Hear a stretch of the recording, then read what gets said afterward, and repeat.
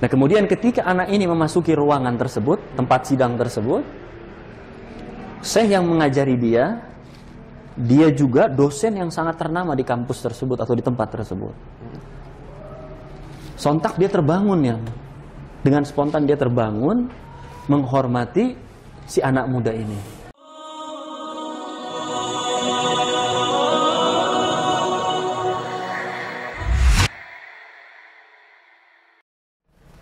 Assalamualaikum warahmatullahi wabarakatuh. Insyaallah pada kesempatan kali ini kita akan melanjutkan kisah bakti dan durhaka kepada orang tua. Ya, jadi jangan lupa sebelum kita mulai ikuti terus sampai yang kelima, karena ada hadiah yang insyaallah sangat bermanfaat, yaitu buku-buku doa, dan juga yang terpenting adalah buku tentang bagaimana kita berbakti kepada ibu kita dan juga ayah kita ya.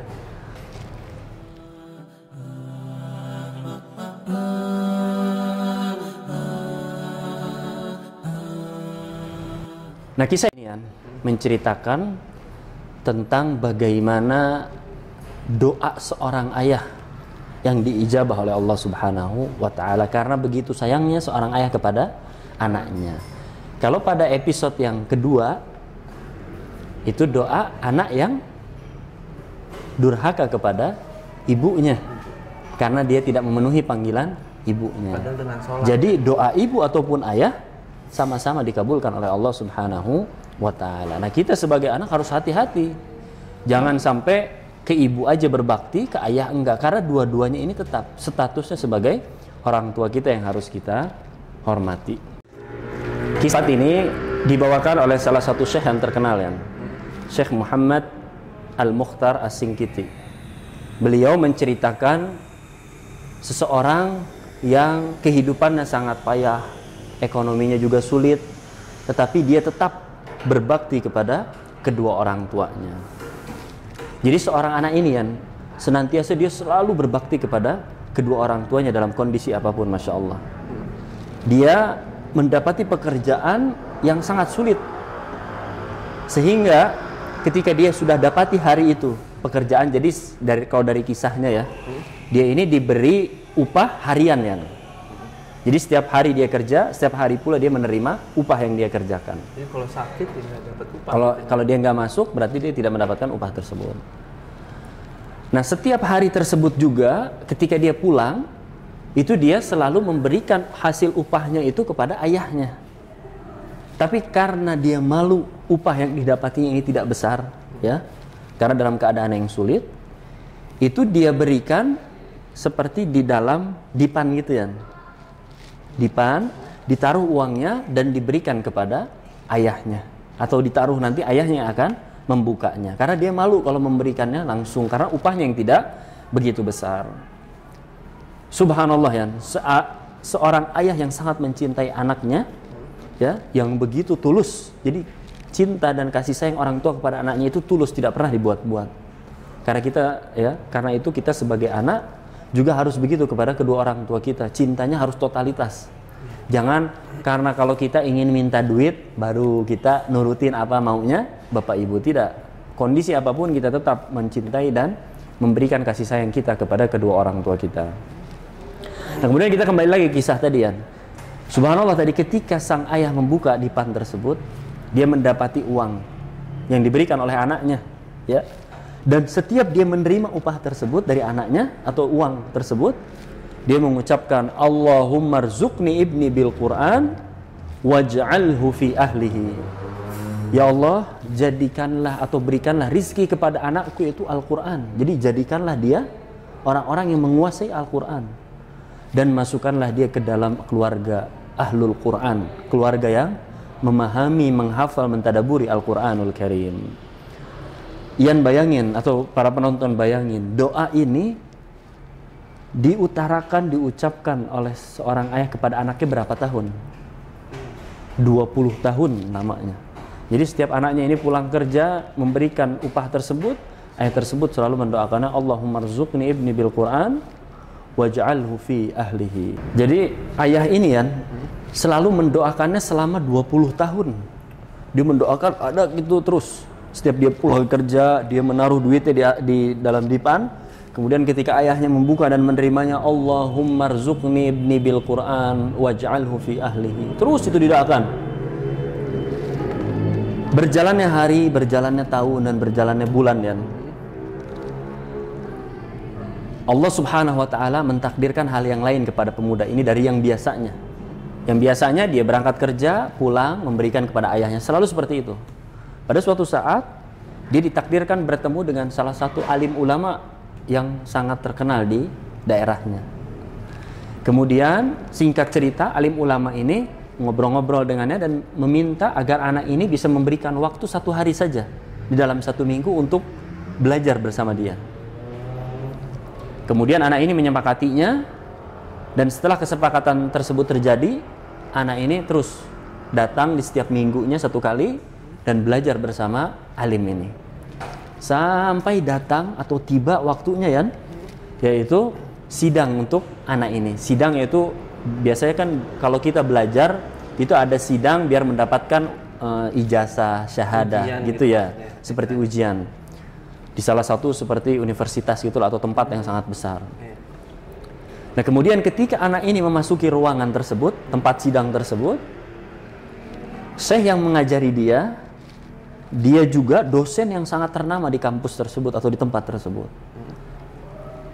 Sontak dia terbangun ya, dengan spontan dia terbangun menghormati si anak muda ini. Dan orang-orang yang berada di sekitarnya dan kita yang mendengar pun bingung, kok dosen yang berdiri.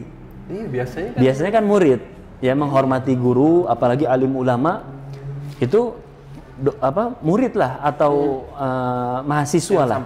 Iya, yang menghormati guru dan dosen-dosen. Ini terbalik, kok dosen yang menghormati murid ini atau mahasiswa ini ketika dia masuk ke dalam gedung ini. Nah, subhanallah ya, keilmuan dari anak inilah yang membuat dosen tersebut yaitu menghormati anak ini. Di antaranya adalah keilmuan Al-Qur'anul Karim. Maka dosen tersebut bilang, kenapa aku menghormati anak tersebut atau mahasiswa ini? Kata dosen ini kan, karena dia memiliki ilmu Al-Qur'anul Karim yang bagus.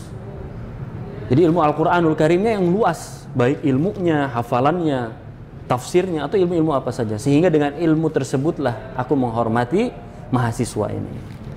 Ketika dosen tersebut mengucapkan hal itu kepada mahasiswa ini, anak tersebut atau mahasiswa ini langsung nangis dan teringat doa akan ayahnya yang selalu diucapkan atau selalu didoakan ketika dia memberikan upahnya setelah selesai kerja di dalam dipan dan diberikan kepada ayahnya, dan ayahnya mengucapkan, Allahumma rzuqni ibni bil Qur'an waj'alhu fi ahlihi.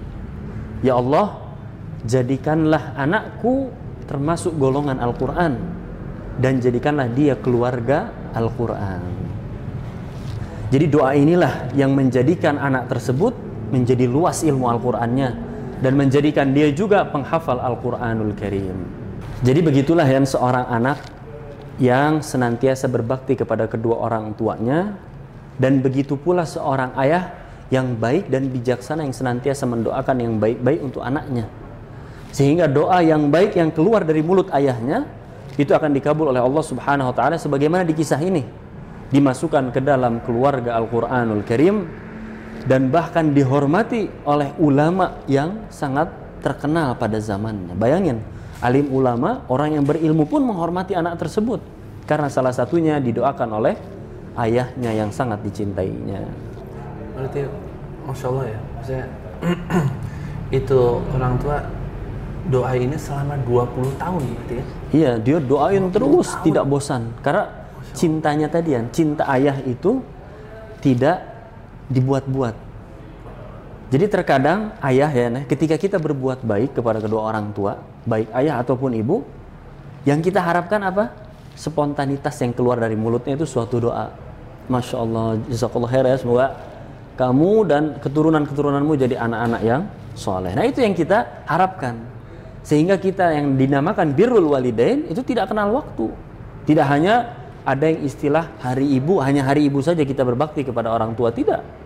Mau di hari apapun kita tetap harus berbakti baik kepada ayah dan juga ibu. Sehingga banyak kebaikan yang kita berikan kepada kedua orang tua kita, banyak juga ucapan-ucapan dan doa yang keluar dari mulut ayah dan ibu kita. Itu yang kita harapkan. Oke, sekarang berarti ya doa apa aja sih yang paling terbaik nih buat kita sebagai orang tua ya? Untuk anak-anak kita ya. Karena kita Di antaranya ya seperti yang tadi ya, yang dikisah Allahumma rzuqni ibni bil Qur'an. itu Itu salah satu doa yang didambakan oleh semua orang tua. Jadi kita ya para penonton ataupun juga Sofyan ya, kita sebagai orang tua, itu kita mengharapkan anak-anak kita ini menjadi keluarga Al-Qur'an, apalagi menjadi penghafal Al-Qur'an. Karena tidak sedikit anak-anak yang sekarang yang pada zaman kita itu sudah menjadi penghafal Al-Qur'an ya. Kita lihat di Madinah Al-Munawwarah, di berita, ataupun juga ketika kita umroh itu umur 7 tahun ya, umur 10 tahun dia sudah menghafal Al-Qur'anul Karim. Mudah-mudahan itu salah satu doa dari kedua orang tuanya. Itu doa-doa yang dianjurkan atau doa-doa yang kita sebagai orang tua harus sering mendoakan anak-anak kita seperti itu. Ataupun juga doa-doa lain seperti agar menjadikan anak-anak kita ini anak-anak yang soleh. Karena bila kita berdoa agar anak kita menjadi anak yang soleh, maka kebaikan bukan untuk anak kita saja. Kita sebagai orang tua pun akan mendapatkan kebaikan dari doa tersebut. Karena bila mana anak itu soleh, maka tentunya dia akan berbakti kepada kedua orang tuanya. Dan masih banyak doa-doa yang lain. Dan yang terpenting, jangan lupa ketika di waktu-waktu yang mustajab. Seperti ketika turun hujan, ketika kita sedang dalam perjalanan, ketika di waktu asar di hari Jumat, atau waktu-waktu yang lain, itu jangan lupa kita selipkan doa untuk anak-anak kita. Yang terlebih lagi anak-anak kita ini misalnya lagi pesantren di luar, lagi kuliah di luar negeri, kita doakan agar diberikan keistiqomahan dalam menuntut ilmunya, agar diberikan curahan ilmunya yang ketika lulus nanti dapat bermanfaat untuk dia, kita sebagai orang tua dan masyarakat di sekitarnya.